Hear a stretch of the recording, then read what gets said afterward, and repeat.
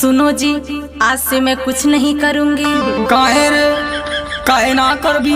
क्योंकि नैहर से मैं पढ़ाई करके आई हूँ। अरे पढ़ाई करके आई है तो क्या हुआ? मुझे ये पता ही नहीं था कि तू है अनपढ़ रे। मुझे लगता है तू नैहर से ही है मन बढ़ रे।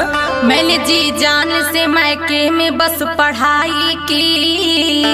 अरे तूने डिग्री लिया बस झगड़ा और लड़ाई की। देखो अब मुझसे चूल्हा चौका ना कराओ तुम। देखो पढ़ने का रोब मुझको ना दिखाओ तुम। मेरे माँ बाप ने किस घर में मुझे बांट दिया।